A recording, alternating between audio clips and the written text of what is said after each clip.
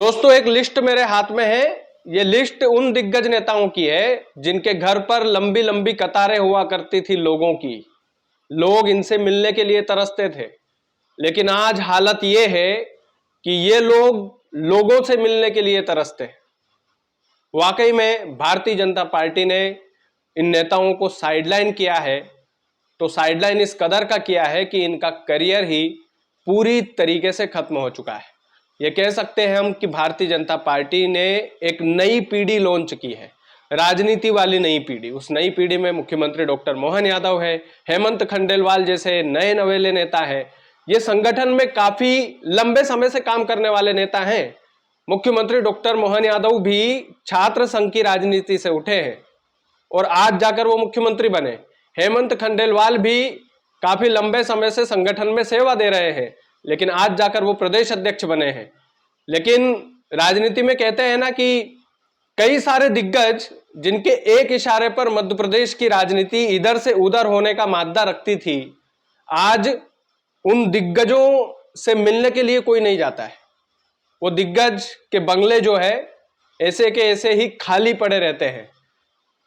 वाकई में ये जो फहरिस्त मैंने बनाई है, ये फहरिस्त थोड़ी सी लंबी है, लेकिन एक एक करके हम उन सभी नेताओं के बारे में बातचीत करेंगे जिन नेताओं की राजनीति पूरी तरीके से धराशायी हो गई है मध्य प्रदेश के अंदर। सबसे पहले बात होगी उमा भारती की, जो मध्य प्रदेश की महिला मुख्यमंत्री थी। जब वो मुख्यमंत्री बनी थी तो एक चर्चा का केंद्र था, लेकिन उमा भारती को मुख्यमंत्री डॉक्टर मोहन यादव अपनी राजनीतिक गुरु मानते हैं। और एक अभी हाल ही का घटनाक्रम मैं आपको सुनाना चाहता हूं कि कर्नल सोफिया कुरैशी के बारे में मध्य प्रदेश के मंत्री विजय शाह ने अभद्र टिप्पणी की थी। उस अभद्र टिप्पणी के बाद उमा भारती ने यह कहा था कि ऐसे मंत्री को तो बर्खास्त कर देना चाहिए। मुख्यमंत्री डॉक्टर मोहन यादव उमा भारती को अपने राजनीतिक गुरु मानते हैं, लेकिन उन्होंने अपनी राजनीतिक गुरु की बात तक नहीं सुनी। मुख्यमंत्री डॉक्टर मोहन यादव ने उनकी बात नहीं सुनी। आप सोचिए कि क्या हालत हो गई है उमा भारती जैसी स्टार नेता की।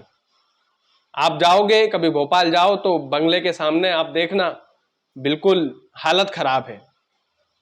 सुमित्रा महाजन जो इतने सालों तक इंदौर की सेवा में रही, इतने सालों तक सांसद रही, लेकिन आज सुमित्रा महाजन की यह स्थिति है कि वो एक पार्षद का टिकट तय तक नहीं करा सकती।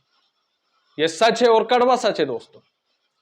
सुमित्रा महाजन जिनके एक इशारे में प्रधानमंत्री नरेंद्र मोदी तक चुप हो जाते थे, लेकिन आज सुमित्रा महाजन रिटायर्ड होकर के अपने घर पर बैठी हैं और उनकी कोई नहीं सुनता है। और तो और रघुनंदन शर्मा जैसा स्टार नेता जो इतने लंबे सालों तक सुर्खियों में रहे, रघुनंदन शर्मा जो कुछ बोल देते थे वो हेडलाइन बन जाता था अखबारों की, लेकिन हालत खराब है आज। कृष्ण मुरारी मोंगे ये भी हालत खराब कर देते थे भैया। ये जो कुछ भी बोलते थे, इनकी बोली हुई वाणी भी जो है सुबह फ्रंट पेज में छप जाती थी, लेकिन आज कोई सुनने को तैयार नहीं है। सत्यनारायण सत्तन जैसा नेता जो मुखर होकर के प्रधानमंत्री नरेंद्र मोदी के बगल में बैठता था, और प्रधानमंत्री नरेंद्र मोदी की काली दाढ़ी हुआ करती थी उस समय, जब राजवाड़ा पर आते थे तो सत्यनारायण सत्तन जी के पैर छूते थे प्रधानमंत्री नरेंद्र मोदी। और आज हालत यह है कि उनकी गली में भी उनकी कोई नहीं सुनता है। यह वाकई में सच है और कड़वा सच है।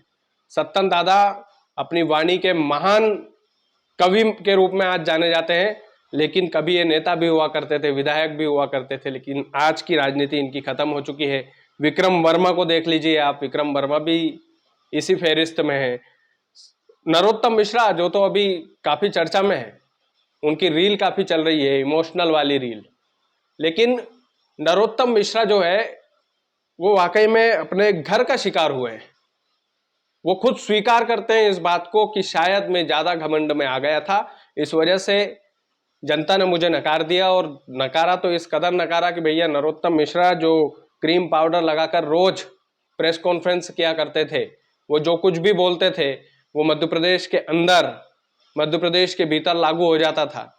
आज नरोत्तम मिश्रा दावेदार भी थे कि प्रदेश अध्यक्ष बनेंगे, लेकिन प्रदेश अध्यक्ष भी नहीं बनाए गए। हालत यह है कि भैया चारों तरफ से गिर गए। और जमीन पर गिर गए नरोत्तम मिश्रा, पूरी तरीके से औंधे मुंह गिरे हैं। राजनीति में ऐसी हालत किसी स्टार नेता की नहीं होनी चाहिए, वो भी नरोत्तम मिश्रा जैसे लीडरशिप क्वालिटी वाले नेता की।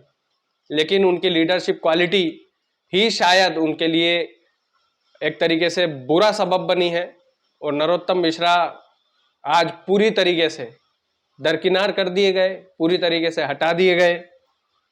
कमल पटेल को देख लीजिए, गोपाल भार्गव को देख लीजिए, नाराज चल रहे हैं। ऐसे कई सारे नेता हैं। कैलाश विजयवर्गीय जो अपनी ही सरकार में रहते हुए मुख्यमंत्री जी से ये बोल रहे थे 2-3 दिन पहले कि मुख्यमंत्री जी हमारी वन विभाग के अधिकारी नहीं सुनते, आप इनको आदेश देकर जाना, विदेश जाओ। तो उससे पहले सज्जन सिंह वर्मा ने बोला कि भैया कैलाश जी जैसा स्टार नेता मंत्री होकर के एक अदरे से अधिकारी की गुहार लगा रहा है मुख्यमंत्री से, तो भैया मैं होता तो मैं तो मंत्री पद छोड़ देता।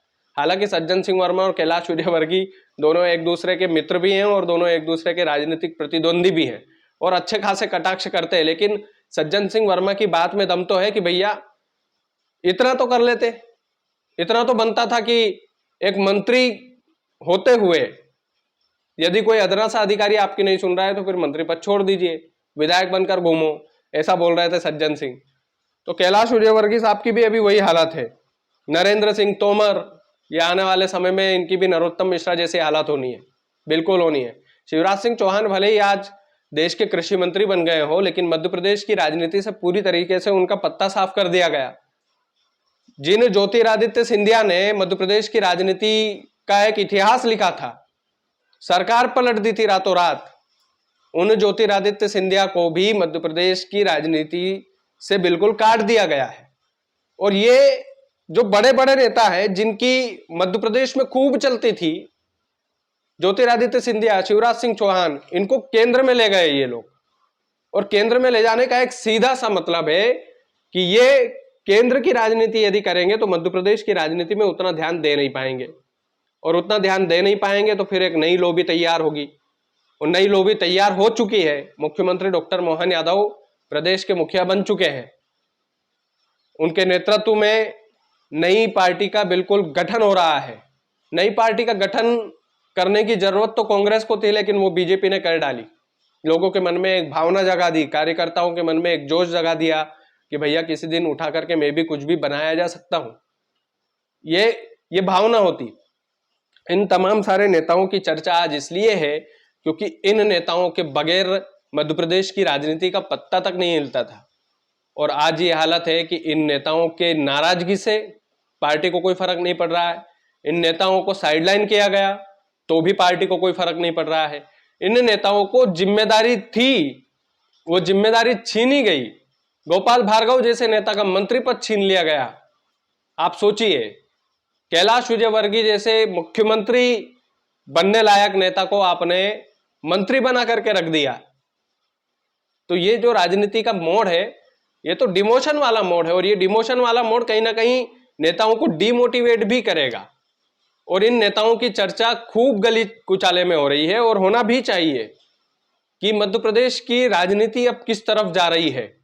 क्या नए नए नेता मध्य प्रदेश का नेतृत्व करेंगे, और मध्य प्रदेश का नेतृत्व यदि इन नए नेताओं के हाथ में गया तो क्या ये चुपचाप देखते रहेंगे ये पुराने नेता जिनकी तूती बोलती थी, या फिर इनका एक अलग गुट बना करके ये नेता अपने हिसाब से चलेंगे और फिर से भारतीय जनता पार्टी को अपने फैसले बदलने पर मजबूर कर देंगे। ये तमाम सारी चीजें, तमाम सारी चर्चा होनी चाहिए। तो ये फहरिस्त मेरे हाथ में थी, मैंने सोचा कि एक एक करके इन सभी नेताओं के बारे में आप लोगों से चर्चा करूं। बाकी और भी कई सारे नेता हैं जिनकी चर्चा मैं इस वीडियो में नहीं कर पाया, लेकिन इनकी राजनीति बिल्कुल खत्म सी हो गई है। बाकी आप लोग वीडियो को ज़्यादा से ज़्यादा शेयर कीजिएगा। चैनल यदि आपने सब्सक्राइब नहीं किया है तो प्लीज़ कर लीजिएगा। बहुत बहुत धन्यवाद।